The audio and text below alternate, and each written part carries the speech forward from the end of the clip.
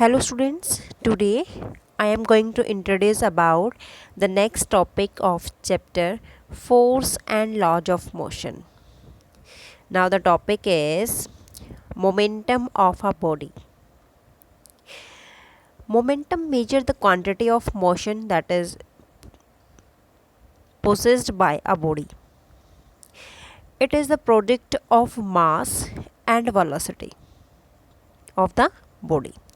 Momentum has a direction also. Its direction is same as the direction of velocity. So momentum that can be represented by mass into velocity. Momentum is shown by denoted by the sign P, that is equal to mass into velocity. If a body is at rest, then velocity is also 0. It means momentum is also 0. Now, what is the unit of momentum? SI unit of momentum, that is mass in kg and velocity in meter per second. It means kilogram meter per second. It is shown by this and this way. Now, what are the examples of momentum? When a truck moving at a very low speed that can kill a person standing in its path. Low speed में है लेकिन फिर भी क्या होता है, एक खड़े पर्सन को क्या कर सकता है, किल कर सकता है. क्यों बेटा? बिकॉज जो ट्रक का मास है that is very heavy. Okay. Second thing is that a bullet of small mass when fired from a gun that can kill a person. क्यों मार सकती है? क्योंकि वहाँ पे बेटा बुलेट की वेलोसिटी क्या हो जाती है, लार्ज हो जाती है. तो जो हमारा मोमेंटम है वो दो चीज़ों पर डिपेंड करता है. First is mass and second is velocity. Okay. Now the next is second laws of motion. Second law of motion that states that the rate of change of momentum of an object that is proportional to the applied force in the direction of force. Okay. Means it takes place in that direction in which the external force acts. तो इस case में बेटा जो है mathematical formula है वो आपका कैसे निकलेगा, उसको कैसे ड्राइव करें वो देखते हैं अभी. कोई भी ऑब्जेक्ट है बेटा, उसका मास m है, that is moving along a straight line with initial velocity is u and is accelerated to velocity v in time t by applying a force f. Okay. तो इनिशियल मोमेंटम क्या होगा, p1 is equal to M U. ठीक है. Mass into initial velocity क्या है, u. Second is final momentum. कैसे निकलेगा बेटा, p2 is equal to m into में v, मास इनटू वेलोसिटी. अब बेटा चेंज इन मोमेंटम कैसे निकलेगा, final momentum minus initial momentum that is equal to m v minus m u. अब क्या आ जाएगा बेटा, m कॉमन आ गया, that is m bracket v minus u. So ये आपका जो है आंसर आ रहा है, चेंज इन मोमेंटम. अब according to the second law of motion, second law of motion ये कहता है बेटा, ये जो सेकेंड लॉ भी आपने ऊपर किया है कि change in momentum divide by time. Force किसके प्रोपोर्शनल है, force is proportional to change in momentum divided by time. It means this is force, applied force F is proportional to कितना momentum है चेंज बेटा, m means p2 minus p1 ना, तो m इसको हम क्या लिखेंगे, m v minus u divide by, ये डिवाइड यहाँ आएगा बेटा t. ओके. ये डिवाइड ऊपर लिख रखा है इन्होंने, यहाँ आएगा सभी में. ओके. तो ये एक तरीके से ऐसे आ जाएगा बेटा, देखो मैं अभी बताती हूँ. सी हियर बेटा, यहाँ देखो इनिशियल मोमेंटम इज p1 आपका है बेटा एम यू. ओके. p2 क्या है बेटा आपका, p2 है एम वी. तो आपने चेंज इन मोमेंटम निकाला p2 minus p1 that is equal to M U minus M V. यही हुआ बेटा. इसमें m कॉमन आ गया, क्या आ गया, u माइनस वी, यही आ गया। अब second, according to second law of motion, force किसके इक्वल है, force is proportional to change in momentum p2 minus p1 divide by t। Okay, अब इसको हम कैसे लिख सकते हैं, इसको हम ऐसे भी लिख सकते हैं, force is proportional to m, यहाँ पे वैल्यू पुट कर सकते हैं ये वाली, m u minus V by T. Okay, अब आपको पता है equation v minus U by T किसके इक्वल होता है, a की, v is equal to U plus A T होता है ना, उस इक्वेशन से हमने क्या निकाल लिया यहाँ से, v minus you by T किसके इक्वल है, a की, एक्सेलरेशन के इक्वल है। इट मीन्स f किसकी प्रोपोर्शनल हुआ बेटा, m a की। अब प्रोपोर्शनलिटी साइन रिमूव किया तो f is equal to k m a, ये आ गया आपका, where k is the proportionality constant. ठीक है, तो हम जो फोर्स है उसको कैसे डिफाइन करेंगे, इस f को कैसे डिफाइन करेंगे, ये 1 यूनिट ऑफ फोर्स है, तो इसको हम बोलेंगे the amount that produce an acceleration of 1 metre per second square on an object of 1 kg mass. ठीक है, तो हम इसको ये बोलते हैं बेटा, इसको शॉर्ट फॉर्म में कैसे डिफाइन करेंगे, देखो अपना ये आया f इज इक्वल टू के एम ए। हम यहाँ पे 1 यूनिट लेंगे फोर्स की क्या लेंगे, 1 यूनिट। तो बेटा k क्या है, कांस्टेंट है, k को तो हम सिर्फ k ही मान लेंगे। ठीक है, मास कितना लेंगे, 1 kg, acceleration 1 metre per second square. ठीक है, तो हम इसको कैसे डिफाइन करेंगे कि इट इज़, इस k को कैसे डिफाइन करेंगे, k को डिफाइन करेंगे तो इसके नीचे चला जाएगा। ठीक है, फॉर्मूला बन जाएगा। फोर्स को कैसे डिफाइन करेंगे, फोर्स क्या है, ये अमाउंट होती है, the amount produce an acceleration of 1 metre per second square on an object of 1 kg mass. Okay, it means k किसके इक्वल है बेटा, 1 यूनिट के इक्वल है। ठीक है, तो k is equal to 1। It means force को आप क्या लिख सकते हो, f is equal to M A. तो फोर्स किसके इक्वल है, मास इनटू एक्सेलरेशन। अब इस केस में देखो बेटा, फोर्स की ऐसा यूनिट क्या है, न्यूटन होती है। ठीक है, NEUTON, न्यूटन, जिसको हम कैपिटल N सिंबल से भी डिनोट करते हैं। ठीक है, और 1 न्यूटन किसके इक्वलेंट है, देखो 1 newton that is equal to kg metre per second square. ठीक है, अब देखो एक इम्पोर्टेंट नोट है बेटा, कि अगर जो है अप्लाइड फोर्स F 0 हो जाती है, then acceleration is also 0 and body remains in the state of rest position or of uniform motion. Okay, तो इस केस में क्या रहेगा, force is equal to mass into acceleration. It means ये भी 0 है बेटा, तो ये भी क्या हो जाएगा, एक्सेलरेशन भी 0 है, तो 0 मल्टीप्लाई है तो 0 की इक्वल आ जाएगा।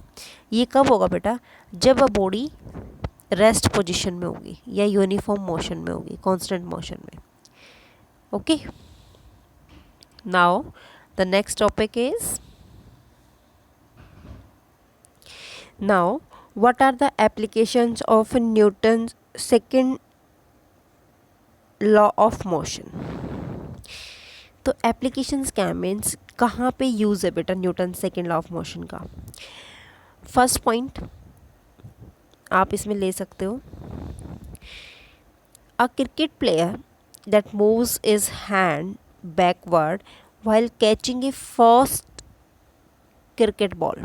ठीक है, जैसे क्रिकेट बॉल जो होती है हाथ में लेके उसको पहले बैक साइड से मूव करके हाथ को और तब फेंकते हैं, तो बेटा ये किसका एग्जाम्पल है, सेकेंड लॉ ऑफ मोशन का। ठीक है, क्योंकि जितना वो फोर्स अप्लाई करेगा वो किसके प्रोपोर्शनल होगा, change in momentum by time. ठीक है, तो इसके प्रोपोर्शनल होगा। सेकेंड, इसमें आप एग्जांपल ले सकते हो कि जो एथलीट मीट होती है, ड्यूरिंग द एथलीट मीट जो एथलीट होता है वो क्या करता है, हाई जंप करता है और लॉन्ग जंप करता है। ठीक है, लैंड के ऊपर। ठीक है, तो वहाँ पे क्या होता है, नीचे बहुत सारी सैंड होती है, तो वो जब जंप करता है तो वहाँ पे क्या होती है, फोर्स डिक्रीज़ हो जाती है बॉडी के ऊपर, तो जो लैंडिंग है वो कंफर्टेबल रहती है। ठीक है, तो यहाँ भी कौन सा लॉ अप्लाई हुआ बेटा, Newton second law of motion. Okay, now these are the application. अब नेक्स्ट आता है बेटा आपका कि जो ये सेकेंड लॉ है इससे फर्स्ट लॉ कैसे डिराइव हुआ है। ठीक है, Newton first law from the mathematical expression of second law. देखो बेटा कैसे, जैसे आपने अभी भी पढ़ा है F is equal to M A, ये भी किया है।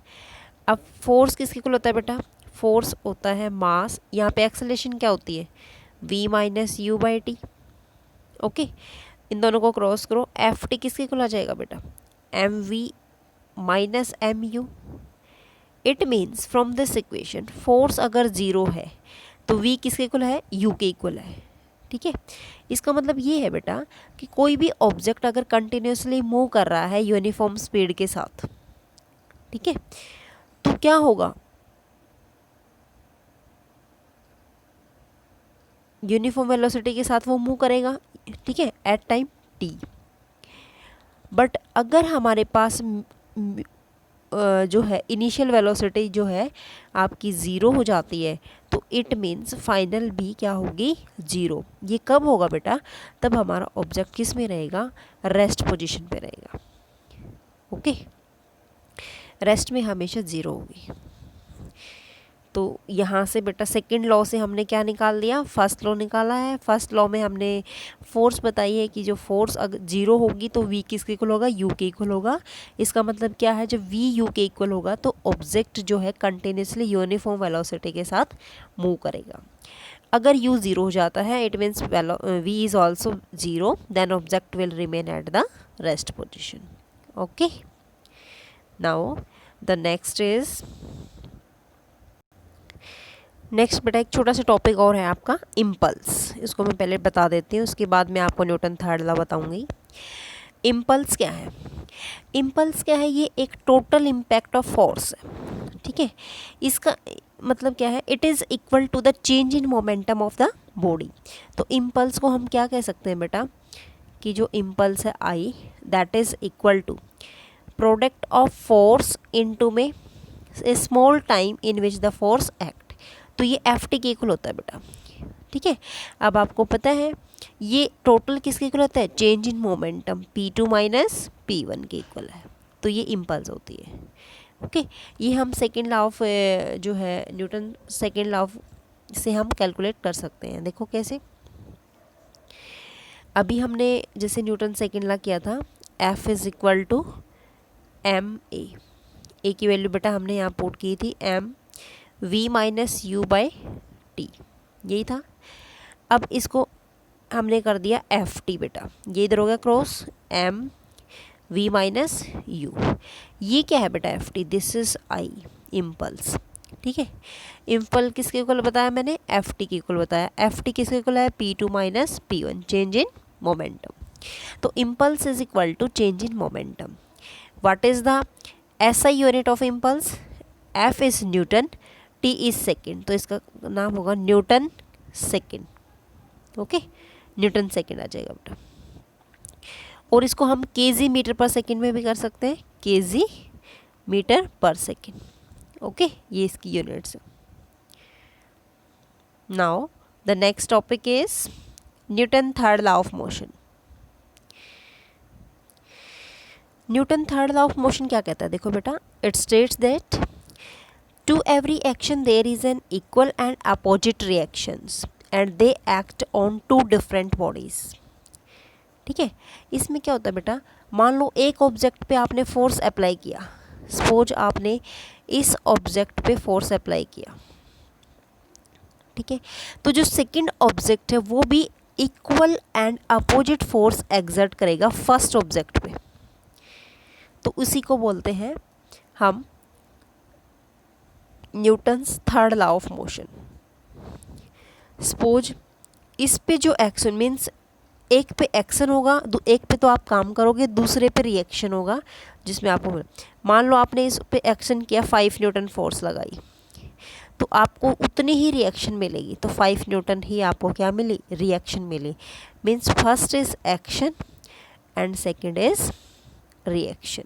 देखो बेटा इसमें गिवन है, it means action and reaction forces that are equal in magnitude and opposite in direction, so they don't cancel each other because they act on the different object. Okay, इसलिए cancel नहीं होंगे कभी भी क्योंकि different object पे काम करते हैं। अब देखो बेटा इसमें डिटेल क्या है, टेक द, कैसे प्रूव करोगे कि एक्शन और reaction are equal and opposite. Take two spring balance A and B connected together, ठीक है, यहाँ से कनेक्ट कर दिया। Fix the spring balance B to a rigid spot when a force is applied by pulling the free end of the spring balance A, यहाँ पे force apply किया हुआ बेटा इधर।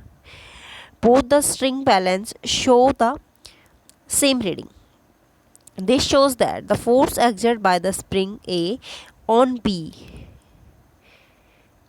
is equal, फोर्स दोनों की इक्वल है बट अपोजिट इन डायरेक्शन, एक इधर लग रही है दूसरी इधर लग रही है, ठीक है। फोर्स सेम है, जैसे 5 न्यूटन इधर लगाई बेटा तो 5 न्यूटन इधर, आपको रिएक्शन मिली। Okay, the force exerted by the spring balance A on B that is action and the force exerted by the spring B on A that is reaction, ठीक है। जब B पे जो लग रही है स्प्रिंग बैलेंस A पे लग रही है दैट इज एक्शन, और जब हमें B से मिल रही है that is reaction. Okay, so this is the Newton third law of motion. यहाँ पे आप एक एग्जांपल और भी ले सकते हो। जब आप किसी को मारते हो, थप्पड़ लगाते हो, तो वो क्या है, आपने एक एक्शन लिया है लेकिन उसकी रिएक्शन भी आपको ऑब्जर्व होती है, ठीक है। आपके हाथ में भी दर्द होता है, जिसको मारते हो उसको भी, तो आपने उस पर एक्शन किया तो आपके हाथ पे भी क्या मिला, रिएक्शन मिली आपकी, ठीक है। तो ये भी क्या है, Newton's third law of motion है। अब देखो बेटा examples of action and reaction, आप इसमें फर्स्ट एग्जाम्पल ले सकते हो, रिकॉल ऑफ गन, ठीक है। रिकॉल ऑफ गन, इसमें क्या होता है बेटा, देखो when a bullet is fired from a gun it exert A forward force, ठीक है। तो इसमें जो बुलेट होती है ये क्या करेगी, पुश करेगी किसको, गन को। यहाँ से आपने इस पे एक्शन किया, जब इसने फायर किया गन से, तो बुलेट क्या करेगी, अब पुश करेगी गन को अपोजिट डायरेक्शन में, ठीक है, विद इक्वल फोर्स के साथ। तो इसमें क्या होता है, जो गनमैन होता है that feeling a backward push, तो जो गन होता है बेटा उसका मास क्या होता है, गन का मास हायर होता है as compare to bullet. So gun का मास हायर है तो एक्सेलरेशन इसकी क्या होगी, much less than the acceleration of bullet. So here the recoil of gun takes place, ठीक है। इसलिए वो क्या होता है, बैकवर्ड पुश जाती है एकदम। तो गनमैन जो होता है फील करता है अपने आप को पीछे की तरफ जाना, ठीक है। तो इसमें जो बुलेट होती है that exert the equal and opposite force on the gun, जो रिएक्शन मिलेगी and the gun recoil. Okay, second example लेते हैं बेटा, कौन सा है, सेलर वाला। इस केस में क्या होता है, देखो when a seller jump out of boat, boat से अगर आप मान लो आप ही बोट से बाहर छलांग लगाने की कोशिश करते हो, तो ही exert a backward force of the boat, लगती है वो आपने एक्शन किया, लेकिन बोट भी अपनी तरफ से इक्वल और अपोजिट फोर्स लगाएगी सेलर पे, तो वो क्या होगी, रिएक्शन। तो सेलर जंप फॉरवर्ड, इसलिए वो आगे कूद जाता है और बोट पीछे बैक चली जाती है। Okay, so this is also the example of Newton's third law of motion. Now the next is, next है बेटा आपका, when A air filled balloon is released, the force of the air coming out of the balloon, ये आपने action किया, जिससे ये action हुआ, लेकिन वो इक्वल एंड अपोजिट फोर्सेस जो बैलून पे लग रही है, तो यहाँ रिएक्शन भी होगा बेटा, दोनों अपोजिट डायरेक्शन में होंगे, तो इसलिए वो मूव करेगा अपवर्ड डायरेक्शन में। Okay, now next example, rocket propulsion. देखो बेटा रॉकेट में क्या है, जब रॉकेट को फायर करोगे तो जो फोर्स ऑफ बर्निंग गैसेस होती हैं, ठीक है, तो उनसे क्या होता है, एक्शन हुआ और वो एग्जर्ट करेंगे equal and opposite force on the rocket, तो हमें रिएक्शन भी मिला, इसलिए रॉकेट क्या होती है, अपवर्ड डायरेक्शन में जाती है। क्यों जाती है बेटा, क्योंकि जो रॉकेट का प्रिंसिपल होता है वो एक्शन एंड रिएक्शन होता है। तो जितनी भी बर्निंग ऑफ फ्यूल्स हो रहा है वो क्या प्रोड्यूस कर रहा है, हॉट गैसेस निकाल रहा है यहाँ से, ठीक है। हॉट गैसेस जब निकलेंगी बेटा इसमें से, तो ये क्या करेंगी, rush out from the nozzle at a very high speed से यहाँ निकलती रहेगी। तो जो इक्वल और अपोजिट रिएक्शन फोर्स है that move the rocket upward at a very great speed, ठीक है। तो यहाँ आपने एक्शन लगाया है, ऊपर जाके रिएक्शन होगा। Okay, now the next is, और भी आप एग्जांपल ले सकते हो बेटा इसमें। देखो, collision of a two persons, कैसे, देखो जैसे मान लो कोलोजन ऑफ टू पर्सन, मान लो दो पर्सन जो है वॉक कर रहे हैं या रन कर रहे हैं अपोजिट डायरेक्शन में, और वो एक दूसरे से टकरा जाते हैं, कोलाइड हो जाते हैं। एक ने ऐसे मूव किया, दूसरा इधर से आ रहा था, दोनों आपस में आके टकरा गए, तो दोनों को हर्ट फील होता है, ठीक है, both feel hurt because they apply force to each other, एक दूसरे को फोर्स अप्लाई कर रहे हो। तो दो opposing force that are in action and reaction pair, ठीक है। तो वहाँ भी क्या है, collision of two person is also the example of Newton's third law of motion. और भी ले सकते हो बेटा, वॉकिंग ऑफ अ पर्सन, कोई पर्सन मूव कर रहा है, सपोज देखो वॉकिंग ऑफ अ पर्सन, इसमें कैसे है बेटा, देखो कोई भी पर्सन जब वॉक करता है तो वहाँ पे Newton third law of motion apply होता है, क्योंकि ड्यूरिंग द वॉकिंग जो पर्सन होता है वो ग्राउंड को पुश करता है बैकवर्ड डायरेक्शन में, ठीक है, and in the reaction ground pushes the person with a equal magnitude of force but in opposite direction, ठीक है। So due to this a person move in forward direction against the push. तो वही हुआ ना, एक side action है, दूसरी side क्या हो रहा है, रिएक्शन हो रहा है। ओके, एक को बैकवर्ड डायरेक्शन में पर्सन जो होता है वो पुश हो रहा है, ग्राउंड को किस में पुश कर रहा है, बैकवर्ड डायरेक्शन में, लेकिन वो खुद कैसे हो रहा है, खुद आगे फॉरवर्ड डायरेक्शन में मूव कर रहा है, ठीक है। तो दोनों की रिएक्शंस क्या है, equal and opposite. Okay, so here apply the Newton's third law of motion. So these are the examples of Newton's third law of motion. Now the next is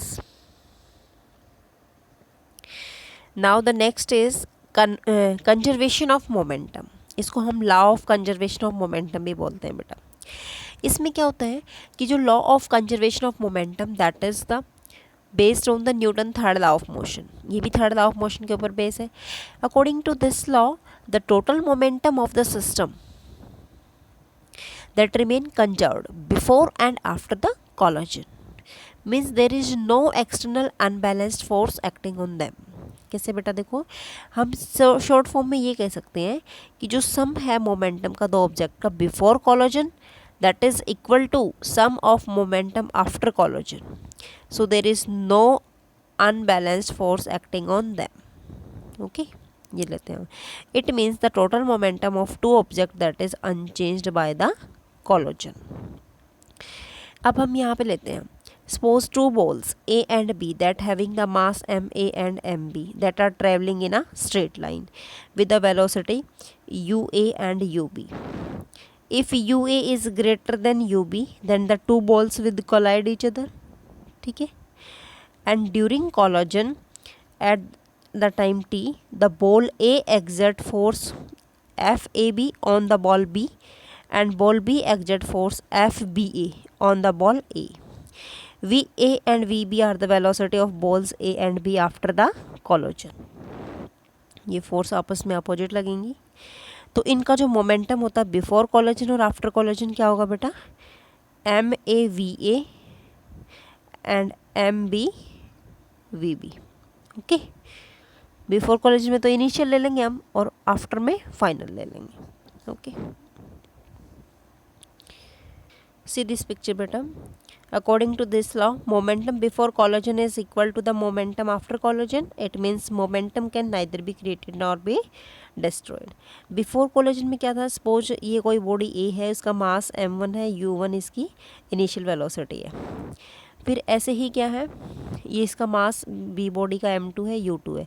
ये बिफोर कॉलिजन है. After collision क्या होगा बेटा, during collision यहाँ पे force हुई, यहाँ पे भी फोर्स लगी. ठीक है, अपोजिट डायरेक्शन में दोनों फोर्स. ठीक है, तो आफ्टर कॉलिजन ये क्या बनेगा, m1 v1 m2 v2 ये बनेगा. ठीक है, तो ये आ जाएगा m1 u1 plus m2 u2. ये स्टार्टिंग वाला इनिशियल कॉलिजन था, मीन्स बिफोर कॉलिजन. और after collision m1 v1 plus m2 v2. m1 m2 क्या है बेटा, mass of first object and mass of second object. u1 u2 initial velocity of first object, u2 initial velocity of second object. v1 क्या है, final velocity of the object, and v2 क्या है, final velocity of object second. Okay, so ये आपकी जो है conservation of momentum है. Means momentum कभी भी क्रिएट और डिस्ट्रॉय नहीं होता, it is always conserved. Means momentum before collision that is equal to momentum after collision. तो ये आपकी डेरिवेशन है बेटा, do it. Okay, thank you students, thank you बेटा.